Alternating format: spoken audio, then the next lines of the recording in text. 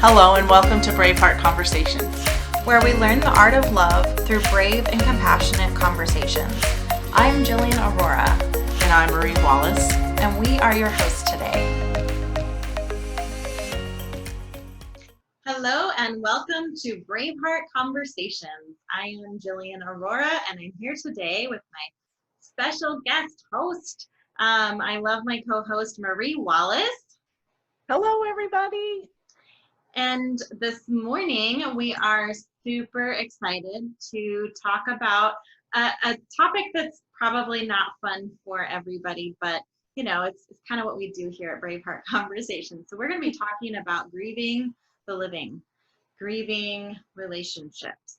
So I'm super excited to jump into that today. Wherever you are joining us from, we welcome you. We are currently on hold with our Facebook Live videos, but they will resume once the stay-at-home orders have been lifted. So we are here today with you via Zoom, and you can find us on Spotify or Podbean, and very shortly iTunes. So welcome wherever you are joining us. You can also find us on Facebook. We have a Facebook group where you can join us for conversations, and eventually we'll be back on live in that group. And you can find us there at facebook.com/groups/Braveheart Conversations. So please join us there for questions, comments, discussions, etc. So with that, let's go ahead and jump in. All right, so Marie and I both have had some experiences lately where people have been asking about how do I move on from a relationship that has ended? Maybe you have ended a relationship that was toxic and you knew it wasn't good for either one of you.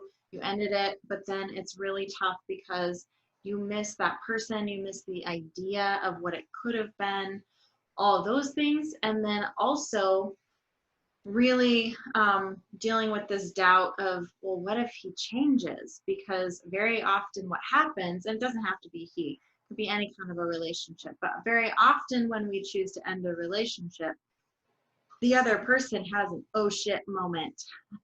And they're like, oh, wait a minute, I really don't want to go. And what if I make all these changes? And then very often we get sucked right back in, and those changes don't last. Like, those are very often part of a cycle. It is so well known that you can look up the cycle. You can look up the cycle on most domestic violence websites or women's shelters. There is a very clear, distinct pattern of abuse. It doesn't have to be physical abuse. It could also just be verbal abuse and toxicity, where someone is taking advantage of you, right? It could be that they have behaviors like maybe they're stealing from you, maybe they're lying to you, maybe they're cheating, maybe they're abusing a substance. There's all sorts of ways that very often these lead to us deciding to leave, right? And or just not honoring either. Sometimes it's not just honoring. not honoring. Mm-hmm. Right. And despite how often we have said, hey, please stop, this is hurting me. I don't want to be in a relationship where these things are present. Very often there's a cycle of lying or minimizing or all the things, and this can expand over years and years until we finally say, nothing has changed, I'm leaving, we're done. And then there's lots of ways to play with our head, because very often they go through a short burst of change. So they get sober for a little bit, or they go to treatment, or they decide, yes, they'll finally go to marriage counseling, or yes, they'll finally go to a 12-step program, or they'll finally go get a job. Whatever the thing is that was the sticking point that's been going on for years and years, very often all of a sudden they're willing to do because they realize you're serious. So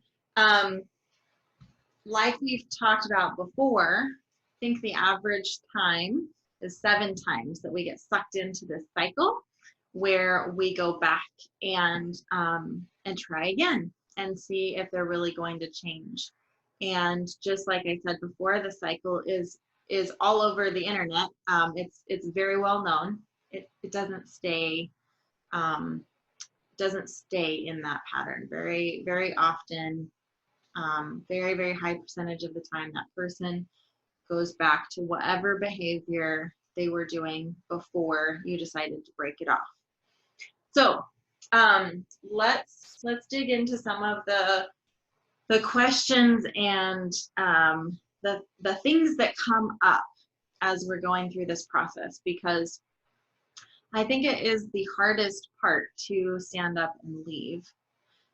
It's really, really tough. And if you've been through this or are going through this, you know that. That's when you're dealing with all of the fears, you're dealing with all the voices, you're dealing with all of the, well, what if it doesn't work out? What if I can't take care of myself? What if he steals the kids? What if he takes all the money in the bank account? I mean, all the things, right? This is the hardest part.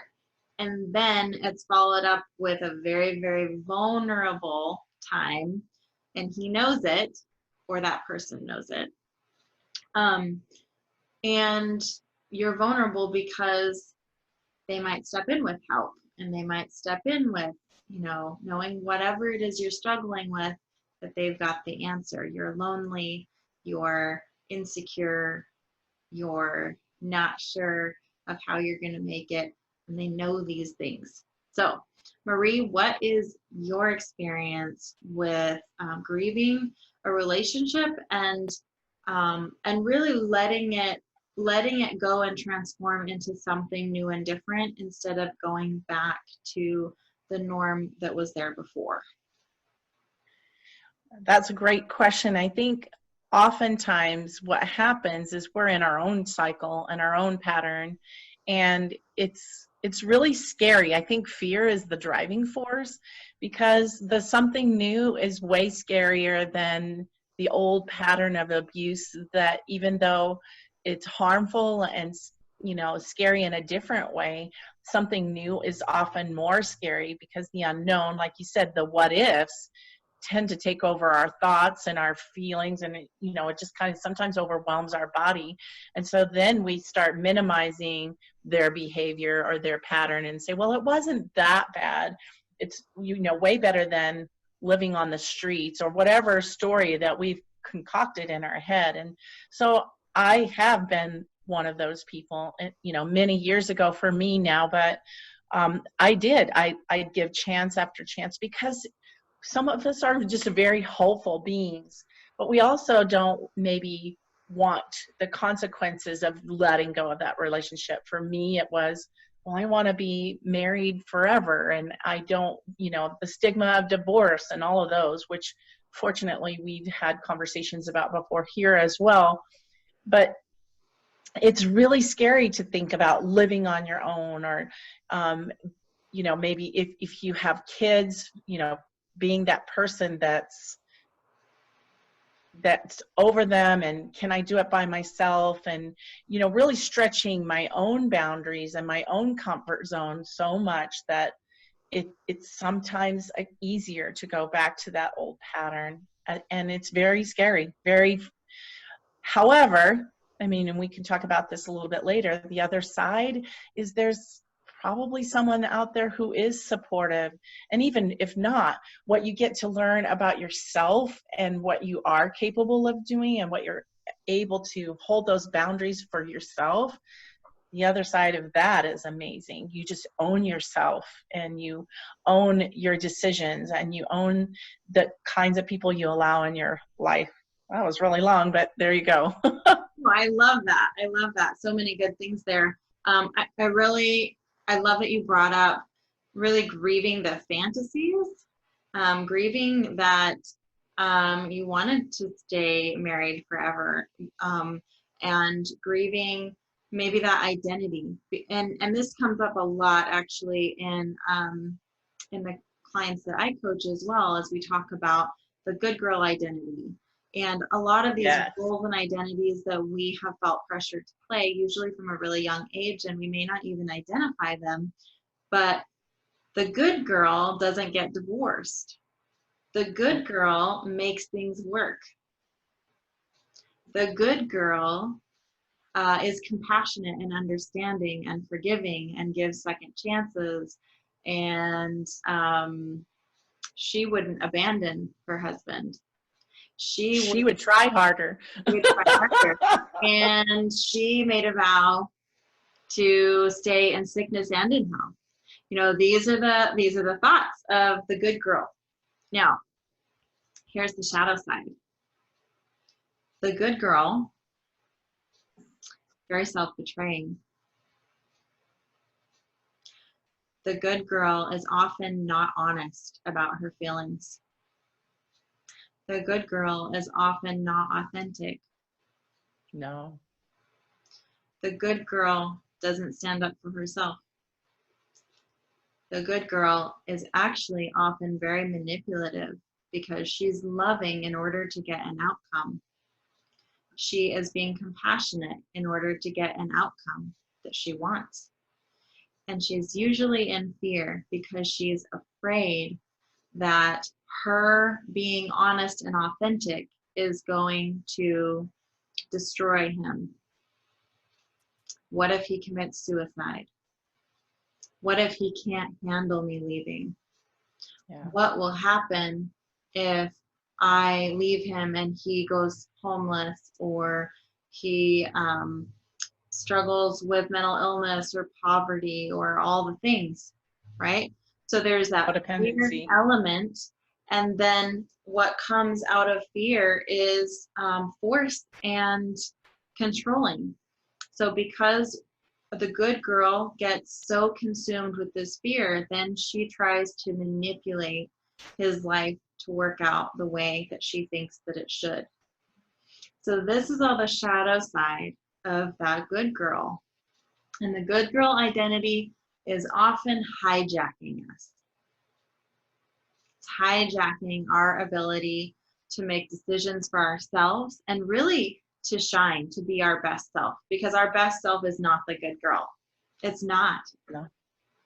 Our best self, we're here for a greater purpose than simply trying not to make waves. We are here to make an impact. To be authentic. Yeah, we are here to be authentic, and the authentic self is at odds with the good girl. You got to pick one, because they're going to fight always. So you get to choose what identity you're going to focus on and which one you're going to feed, which one you're going to allow to take the steering wheel, because very often that good girl has had the steering wheel. So give the steering wheel to the authentic self, or what I call my warrior goddess, right? Because a warrior has a very different set of behaviors than the good girl. The warrior has a very different outlook. When I awaken my warrior, the good girl gets to sit in the back seat. Okay? So, you know, the warrior is not afraid of saying, look, I don't allow people to take advantage of me. This is unacceptable. This will not work. Goodbye. This is how things are changing, right? The warrior has no issue saying those things. The warrior goddess stands in her power, right? She's not afraid of having her own back. Not at all. Not afraid of being authentic and honest. And here's the thing. Here's the lie that we believe. We often believe that the good girl is more loving. That's the way we've been trained too. Yeah, that's exactly how we've been brought up, most of us. The good girl is more loving. It's bullshit, guys. It's bullshit. So the good girl is not more loving. I believe the warrior goddess is more loving, and here's why. What honors me honors everyone. When I am dishonest with someone and I'm not telling them really how I feel, and I'm not being authentic, I'm lying to them. That is not And yourself. I'm lying to them and myself. Absolutely. That's not loving. That's not loving if I lie to someone else about my feelings and about their behavior. And we often think that because the warrior goddess, the authentic self, the honest self, is often triggering and causes discomfort, that that must not be loving. The thing is, look back in your life, because when I look back over my life, the times that I have been most triggered and I have been most uncomfortable and I have had to face really awful truths, that's when I've grown the most. Those are the most powerful moments is not when somebody saved me, not when somebody sugarcoated something. It was when someone in love, you know, not in meanness, but in love, was honest with me. Or when I was triggered by somebody else living in their truth, by somebody else not being a victim, by somebody else being their authentic self. And it went like, oh, what is that? Like, there's something about that that's convicting to me. Well, it's convicting when we are that warrior as well. It's knowing that you're living in your truth, feeling that authenticity.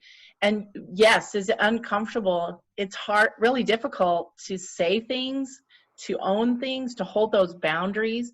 And that's why I like that we're called Braveheart Conversations. You have to have those conversations.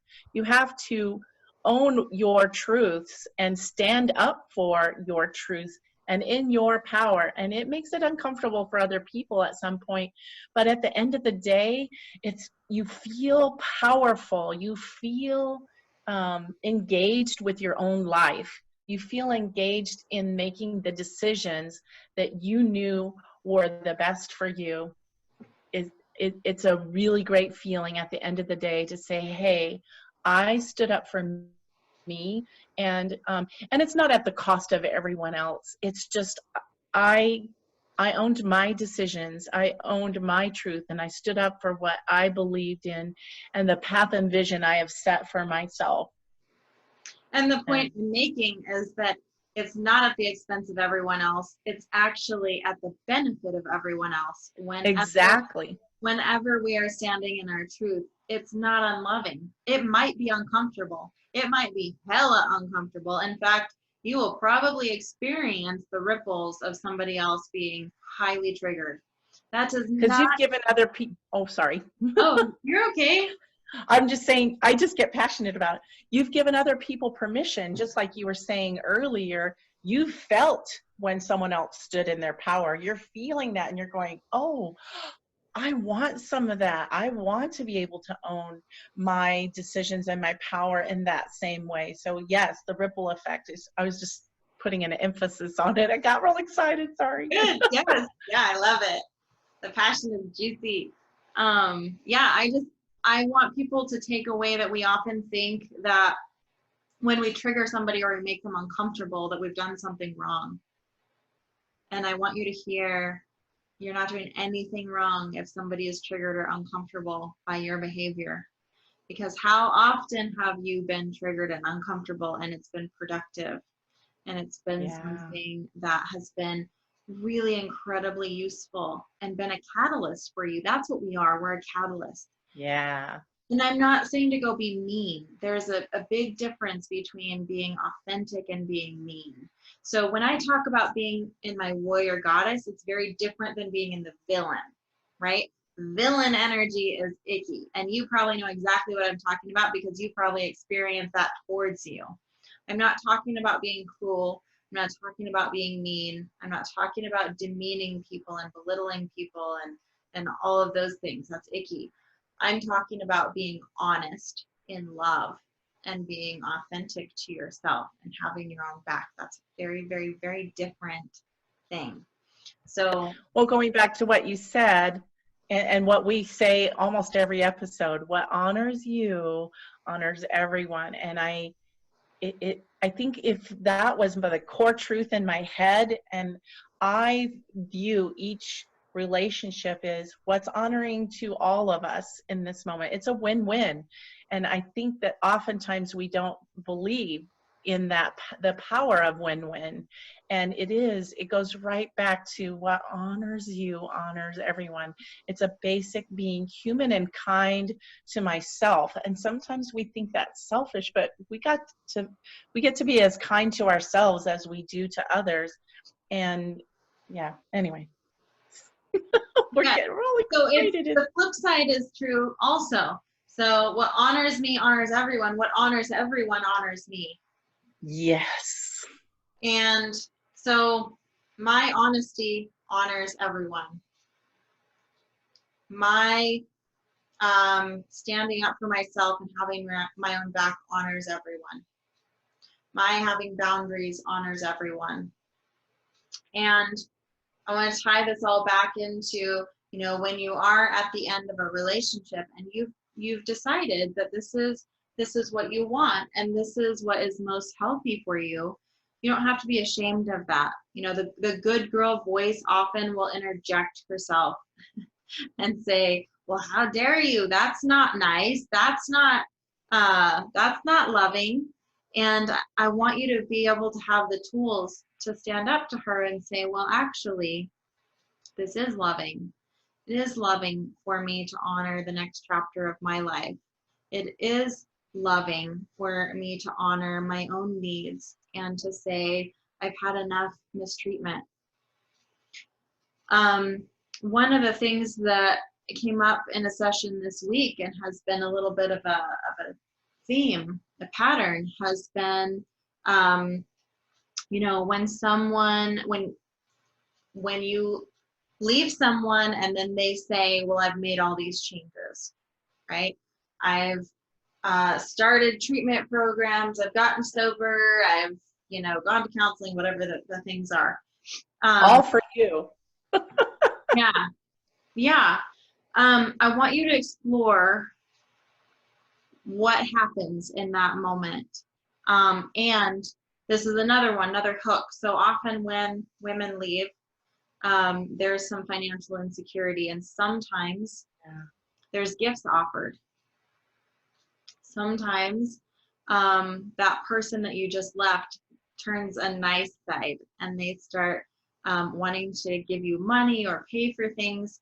And very often there's this feeling in us that is like, no, I can't have that. No.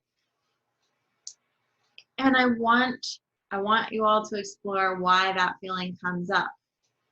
Because here's what I've experienced is when that feeling comes up, even though they may owe you a lot of money, right? They may have stolen money from you. They may have used you dry, sucked you dry, but then you have a hard time accepting that money. Why?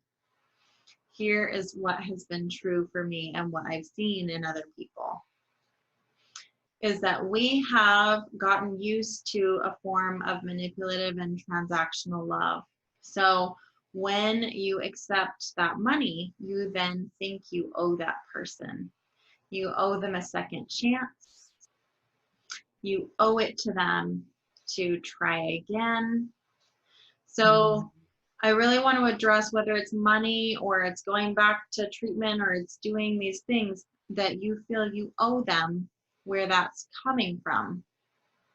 And I want to give you an example that is, it's an extreme example, but I want you to really think about what you would think in this situation and then apply it to yourself. So imagine there is a woman who has been beaten by her husband within an inch of her life, and she's in the hospital. And she has to have reconstructive surgery. And let's say that husband pays for all of her surgery. He pays tens of thousands of dollars, and he's very sorry, and he commits to treatment. And now she's not sure if she should return to him, because look at all the good he's done. Now, most of us look at that situation and we would go, oh, don't go back, right? We all feel it. We're like, no. Look at all of the signs. Why does she feel pressured to go back? And I believe it's because she feels that because he's done these things, that now she owes him a second chance. But the thing is, if somebody hurts you like that, if somebody almost kills you, that's a really extreme example, but it happens. If somebody almost kills you, you don't owe them a second chance. If they pay for you to get surgery because they broke your face, you don't owe them anything. Like they shouldn't have ever put you in that position in the first place. Exactly. So we often, to a lesser degree, we do make these transactions. That good girl voice does start to kick in and say, well, you really should give them a second chance. They're trying.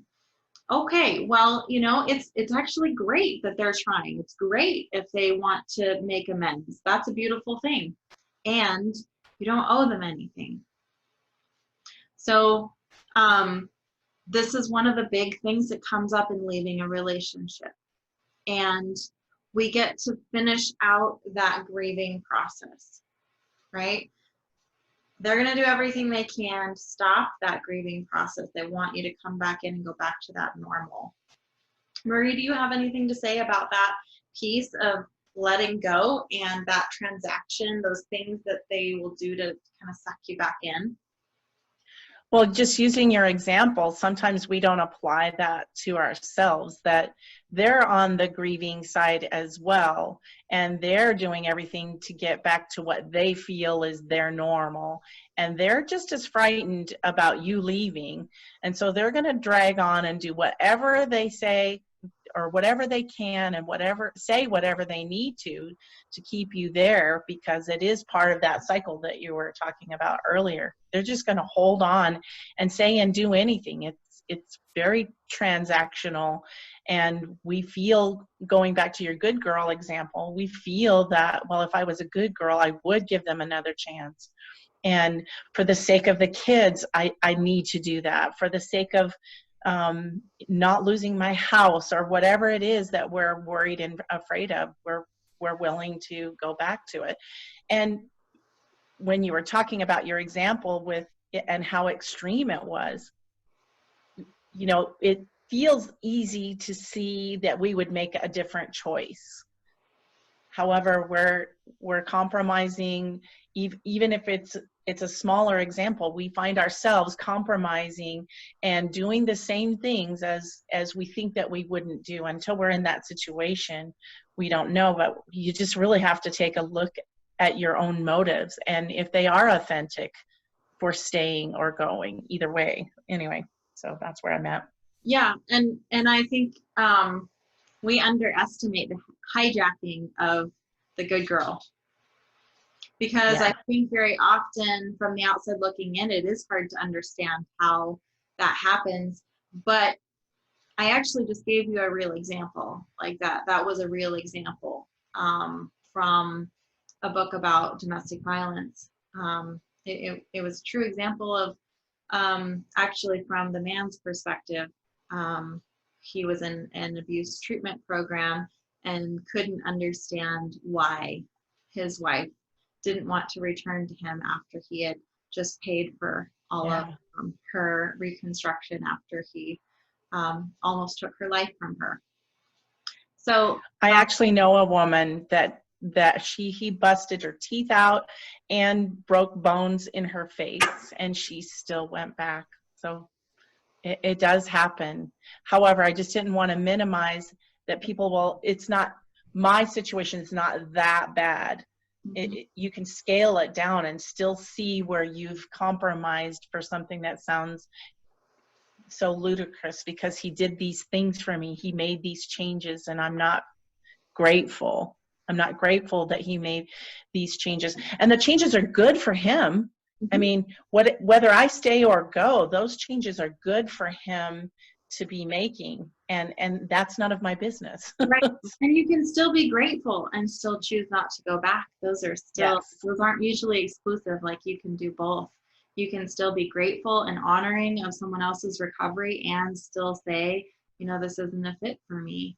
And every person, even that woman who got her teeth broken out, even the woman who sat in the hospital after almost dying, every person thinks that somebody else has it worse and that at least I don't have it that bad. Yeah. And that is part of that minimizing. And even though any of us can look at that situation and go, oh my gosh, like that's terrible. Very often we're all in similar situations where we've compromised, that maybe our faces aren't getting beaten in, but there are things that we're compromising that are completely unacceptable. So it is a time where we get to be honest with ourselves, right? We get to really face the things that are uncomfortable. And we get to put that nice girl in the back seat and bring out our warrior and say, what would the authentic self, what would the warrior, what would the goddess do here? Because I can tell you they wouldn't allow unacceptable behavior to continue. No. Because that's not honoring to the self or to the other person. Because when we allow other people to stay in toxic and abusive patterns, that's not honoring to them either. No. It's not honoring. It's not even a place that they want to be in. They may not understand it. But there's a reason why a lot of domestic violence ends in homicide, suicide. There's a lot of suicides that happen when abusers take their own life because they are so unhappy. So I want you to hear this too, that when we perpetuate, we allow somebody else's abuse to continue, it is really dishonoring of both people. It does not create happiness or joy for either person. Even though it's extremely uncomfortable to set boundaries and to even let them go, very often that is the very thing that is going to be a massive catalyst and key for them to move forward in their own lives and to heal and to perhaps find some happiness and find a different pattern. I'm not saying they will. Everybody has their own path, but we give people more opportunities to change the more that we stand up for ourselves and the more that we honor ourselves. I'm so glad that you brought it back to that, because I hope we go back to the catalyst part. Before we do that, though, I just also want to say, if they do make the choice to take their own life or to whatever choices they make, that is not on us. That is a choice they made because they couldn't handle the situation, and it has nothing to do with us. But to move forward on the catalyst part, because that's the part that we forget to focus on, is what are the benefits. Hopefully they hear my heart on that. What could that be a catalyst for? You mentioned on his side, or in this case, the abuser side. And what is it a catalyst for me to be that warrior, for me to pursue and live and be who I was meant to be in this world? Sometimes being in that toxic relationship holds me back so much. I never dreamed I could do some of the things that I've done because I was holding myself back. And I can't blame it on the toxic relationship, but I'm holding myself back, being held in these old ideas and these old ways and these old feelings and old patterns of me that I can't even explore what life could be like had I let go of those things and moved forward for me. And when I do that for me, I benefit the whole world. I benefit everyone by honoring myself. And we've talked about that in this episode as well, but I just want to keep going back to that. If we could just move our thinking towards what could actually be the benefit of being, what could happen being that catalyst and allowing that relationship to go so that we can explore new opportunities.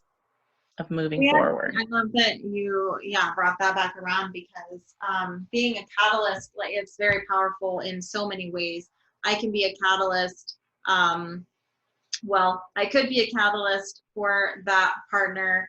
Maybe they do choose suicide, or maybe they do choose another path. Maybe they choose to get deeper into drugs or whatever, and that's on them. They already have that path that they're on anyway. So just like I chose to come to this planet to get into a toxic relationship, to learn to heal my own codependency, they're also on their own path. They're on their path to learn how to be the villain and heal the villain. They're here to learn how to be the addict and heal the addict. So that is the path they chose. If they choose to leave this planet, they are allowed to choose to leave this planet. That's okay. We all have that choice.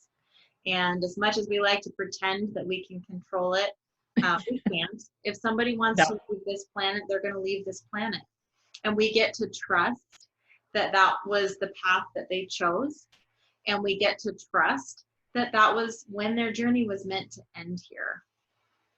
And we could also be a catalyst for them by leaving and removing ourselves from a toxic situation. We could be a catalyst for them to then heal, right? Because if we're stuck in this cycle where they have a target and they have someone to literally leech off of and pull the life out of you, because that's what they're doing. They're courting into you and sucking the life out of you. When we say you're not allowed to do that anymore and we remove ourselves from the situation, it does make life very uncomfortable for them. And guess what? When I have experienced that in my life, when I have stepped out of the way, I have dealt with the fears that somebody's going to commit suicide and they're going to go to jail and they're going to go to the mental hospital. And guess what? Every single one of those things happened. He attempted suicide. He stole a car and went back to jail. He did go to the mental hospital. He was homeless. Like, those terrible things happened. And a year and a half later, he was a manager of a successful restaurant. Yeah. He got his shit together and he moved on. And that had nothing to do with me. Like, I got out of the way. That was my part. That was what needed to happen. That was the catalyst I got to be, is getting out of the way. Very often we think that we're fixing them. We think that we're helping them. We think that we're healing them. And it's fucking bullshit. Like, we're the only one who can do that too. They need you to get out of the way. They need you to get out of the way so that they can have their own path, their own relationship with the divine, and they can figure things out. They don't need you to figure things out. Nope. They're way smarter than you think they are. And I had to learn that the hard way. That was hard to see that, when I get out of the way, things get a lot better. So that's one way of being a catalyst. There's another powerful way of being a catalyst, and that is that when I chose to be free, when I chose to leave the situation that I was in, I also freed many other women because I share my story. I'm here talking with you right now, and this is how we get to be powerful catalysts. We get to share our light, and we get to share our walk of freedom so that other women or other people, men and women, can see that and they can go, if she can do it, I can do it too. And if she figured out that, the good girl isn't really the loving girl, I think I can maybe put that voice in the back seat too. When we walk our path of freedom, we free others. And that is one of the most beautiful catalytic roles that we could play. Maria, I know that you have done that too. Yeah. It's a really great feeling, because when I'm honoring myself too, from my perspective, when I'm honoring myself, that my next relationship, if I continue to honor myself, I'm not going to tolerate someone not honoring me in that situation, and I'm more likely to choose better the next time. And so if we can stay stuck in the fear of what if I never, that's a possibility, but I'm still living life on my terms. And I think the thing I used was, I'd rather be alone than lonely, because I'm not lonely when I'm being fully myself and enjoying myself and being fully who I was meant to be. But the other part, it's both and. I have this strong possibility and likelihood that I will meet someone that will honor me in the same way. And I've gotten to, and I'm just going to just say, 25 years I've been with this man who honors me in a great way, mostly because I said I won't tolerate anything else in my space. And, someone said, well, men aren't like that. And I go, but men in my world are like that. I won't tolerate someone in my world. And it goes for women relationships as well. But I'm just saying, in this particular instance, when I'm picking my partner, as long as I honor myself, that partner is going to honor me as well. And so I've gifted them to be fully in who they are. And it's a partnership then. And it's just beautiful. I feel very blessed, but I also have to remind people it was something that I worked on every day. It didn't just happen for me, and it's not this unicorn relationship. It's something that I work towards every day, and so does my partner. And then we come together mutually.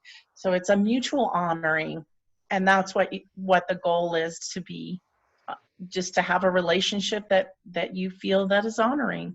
Absolutely. Yeah. And I certainly don't want women to take away from that they are responsible, that if they just did better, their partner would be respectful. That's not the case. We do get to teach people how to treat us, which is by setting boundaries, which means when somebody violates your boundaries, you let them go. That is how boundaries work. It's not you repeat them over and over and you just say them louder. No. That is just a fancy wish or a request. That is not a boundary. A boundary is a requirement that says, if you hit me, I will not be here, period. So I appreciate you saying that too, because it does, people will try harder in there. And if I just hold this boundary harder, so I appreciate you putting that in there, because that's sometimes something that we don't often think of. Or we'll bend the boundary around the person somehow to make them fit. So that's but I do want to point out that you're absolutely right, that because you hold your boundaries, because you would let Joe go. If he did something that was outside of your standards, you'd let him go, even 25 years in. I would have your back. That is the key. That is the key. If you are wondering how to break the cycle of toxic relationships, Marie has it. It's that. It's that she is willing to walk away for herself, no matter who the person is. Or how painful it will be. If they violate her basic rights, they don't get to be in her space, period. So she has a beautiful marriage because they both honor and respect each other. But the second someone in her space violates her basic rights, she will be gone. Yep. And that's how it works. When we have that level of honor of ourselves, people give us that level of honor. People cannot give us a greater level of honor and respect than we give ourselves. What you're willing to settle for, you will always get. It's so true. So Marie isn't willing to settle. Not at all. So, and she didn't. She got an amazing husband. She was not willing to settle. He got a pretty great wife too. Yeah, he did. I'm so glad that he cherishes you. Me too. Yeah. man, this has been an awesome talk. We've covered a whole lot of things. So if you are in that place where you're grieving a relationship and you have stepped away, or you're in the process of stepping away and you're questioning yourself and the good girl voice is trying to hijack you, hang in there. I hope that we've had a few words that have helped you along that journey. We'd love to hear from you, even if you just need a word of support. If you just want to holler at us, you can throw us some questions or some challenges that you're going through. You can even tell us you disagree with everything that we said. We want conversations. Yes. Yeah. And if you've got a topic that you would love to hear us talk about, we're totally open for requests. So send us what you've got. You can reach me at defytheaverage@gmail.com, and you can reach Marie at mariesgold.com. Yes, please write us and engage with us, because that's what makes this better.